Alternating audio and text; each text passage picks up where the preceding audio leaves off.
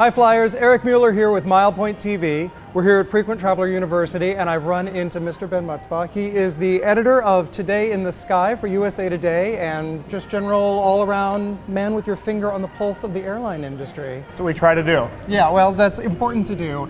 Now, you have been to other events like this, you said, but this is your first time at Frequent Traveler University. That's right, and and I think like you said, it's we try to keep our finger on the pulse of it, but it's obviously not easy to do. You can have whole workshops that, like this one, that can be set up around it. So there's a lot of information to keep track of, and these events are great for that.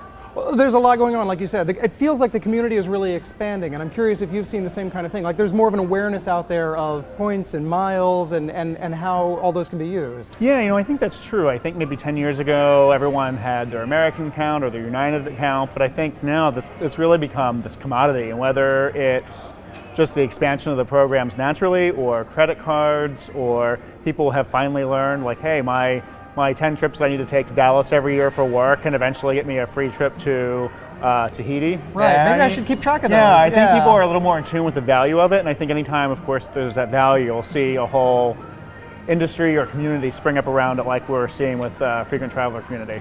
Well, right off the bat, you said value, and it makes me think about some of the devaluation we've been seeing. Hilton just did a big devaluation of their awards chart.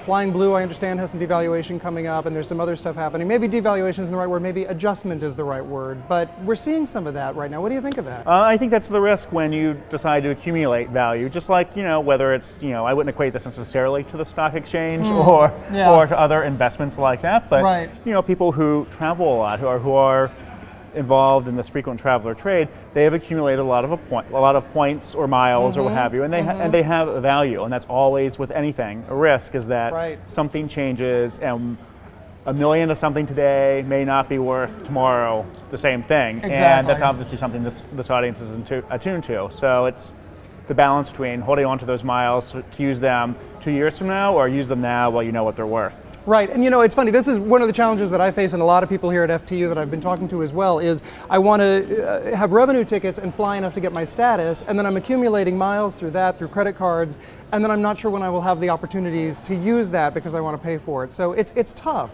Right, and I think if you look now coming down the pike, and I'm not pretending to know how it's going to go, but if you look at the U.S. Airways American merger that's coming up, this is obviously something that's on top of people's minds for frequent flyers at both carriers. Is it going to be more like American? Is it going to be more like U.S. Airways? Right. I think American's redemption thresholds are people generally seem to think it's a pretty fair, equitable system that is relatively easy to book award tickets on. Mm-hmm. Is that going to change when they become part of U.S. Airways? Is inventory going to be reduced? Obviously they're very real questions normally, but especially when you've got some big events coming down the pike like that.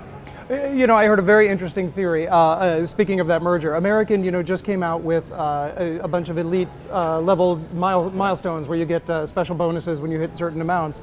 And the theory I heard was this might be a way for American to build up a lot of extra miles on the books and that sort of thing before it all gets handed to U.S. Airways, which I thought was kind of an interesting way of looking at it. I don't know. What do you think of that? Anything's possible, right? Anything's We've seen all kinds of crazy things in this industry. Yeah. I wouldn't put it past anyone. I don't know if that is to somebody's advantage. To the flyer's advantage, certainly. We love that as consumers, but I don't know if that helps American, helps U.S. Airways. I'm not sure how it all works out. I'm inclined to think that everything on that is pretty straightforward at this point. Yeah. But it's one of the, I think that's why we all keep coming back to these things and why we're so hooked. It's such an interesting thing to watch unfold.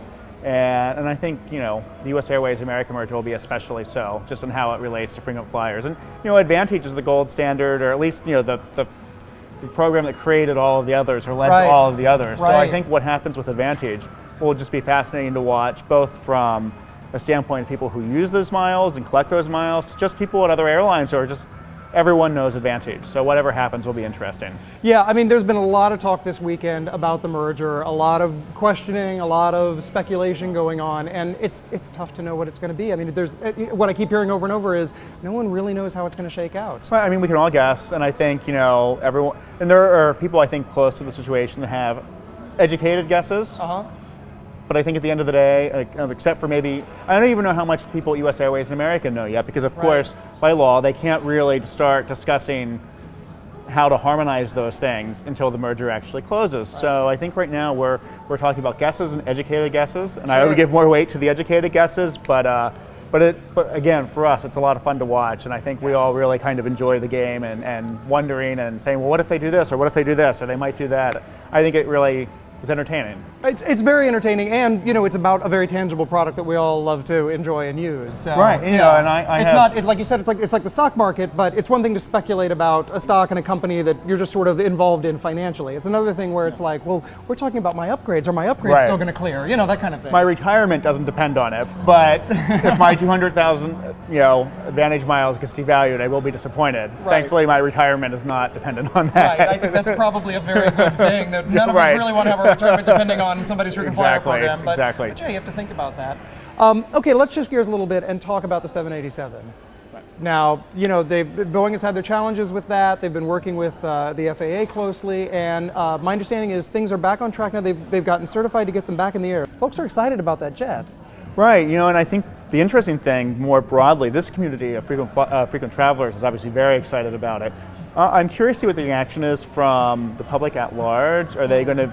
Will they be spooked by these problems the Dreamliner has had? Will it be like nothing's happened?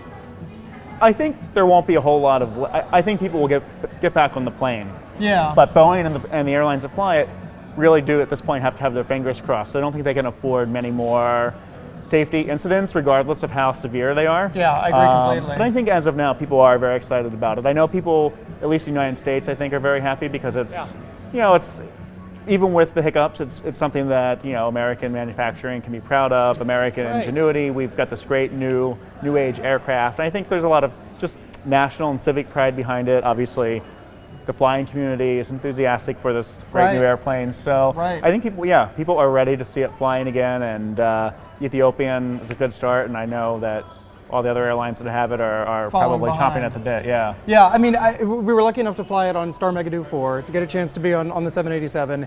And I remember talking to people after that, and they said, what was doing the Megadoo like? And I said, one of the real highlights was flying on the Dreamliner. And a lot of people who were not part of our frequent flyer community wanted to know all about, how is it different? What does it feel like? Oh, I heard that the air in the cabin is different. So yeah, I think you're right. I think within the Milepoint community, it's not going to be as much of a concern. People are, like I said, just the opposite, eager to get out there, but there's not a lot of room for them to have any other hiccups. Right, and I mean, I will say, like, even when I'm talking to just regular people and the public, not the frequent flyer community, but a lot of people, when they hear that I cover airlines for a living, almost universally, I can guarantee you one of the first 2 or 3 questions they'll ask me, have you flown on the Dreamliner yet? Really, right off the bat? So yeah, so I mean, it is something that resonates with the average person, whether they're big aviation enthusiasts or not. So there is a lot of interest behind it, and people are I think they want to be behind it.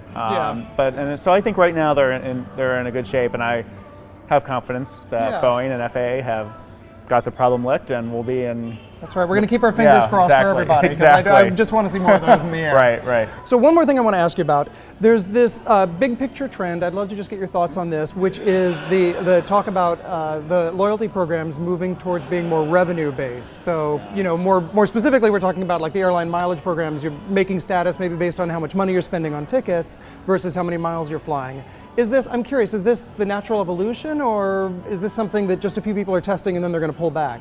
I do think people are testing it. I don't think there's going to be any pullback. I think and it's something that I think most people in this who follow frequent traveler, who enjoy the frequent traveler setup, are not going to like. I mean, obviously, but I think people are testing it now. I don't want to say to see what they can get away with. That maybe isn't the right word, but to see what the market will support and what it won't. How the market responds. Yeah, but whether it's 5 years from today or 10 years from today, I think it's somewhat inevitable that there probably won't be any mile system left. Really? The way that we know it today.